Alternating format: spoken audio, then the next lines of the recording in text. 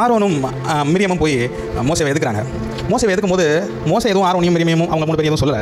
என்னாகமம் 12ஆம் அதிகாரம் 6ஆம் வசனத்தை பார்த்தீங்கன்னா, என் வார்த்தைகளை கேளுங்கள், உங்களுக்குள் ஒருவன் தீர்க்கதரிசியாக இருந்தால் கர்த்தராகிய நான் தரிசனத்தில் என்னை அவனுக்கு வெளிப்படுத்தி சொப்பனத்தில் அவனோட பேசுவேன். நீ ஒரு தீர்க்கதரிசியாக இருந்தால் அவன் வார்த்தைகளை வெளிப்படுத்துவேன், சொப்பனத்தில் அவரோட பேசுவேன். என் தாசனாகிய மோசேயோ அப்படிப்பட்டவன் அல்ல, என் வீட்டில் எங்கும் உண்மை உள்ளவனாக இருக்கிறான். ஹல்லேலூயா ஹல்லேலூயா. நான் பேசல, மோசே பேசல. யார் பேசுறா? மோசேக்கு பரிந்து ஆண்டவர் பேசுறார். நான் பேசுறேன் மோசேக்கு. ஏன்னா என் தாசனாகிய மோசே என் வீட்டில் எங்கும் நிறைஞ்சவனாக இருக்கிறான். நீ என்ன பண்ண முடியாது. அதுக்கு அடுத்த வசனம் பார்த்தீங்கன்னா, நான் அவனோடு மறைப்பொருளாக அல்ல, முகமுகமாகவும் பிரத்யட்சமாகவும் பேசுகிறேன். அவன் கர்த்தரின் சாயலை காண்கிறான். இப்படி இருக்க நீங்கள் என் தாசனாகிய மோசேக்கு விரோதமாய் பேச உங்களுக்கு பயமில்லாமல் போனது என்ன அப்படிங்கிற. யாருக்கு மேல இவ்வளவு அன்பு வச்சிருப்பார்? ஏன்னா அவர் மோசேயை அவ்வளவாய் நேசித்தார். ஹல்லேலூயா. உங்க மேலையும் என் மேலையும் ஆசை அவருக்கு இருக்குதா? இல்லாமலாம் இல்ல. ஏன்னா அவன் அவ்வளவு உண்மையும் உத்தமமும் உள்ளவனாக இருந்தான். ஹல்லேலூயா. கர்த்தரின் வார்த்தைக்கு அப்படியே கீழ்ப்படிந்தான்.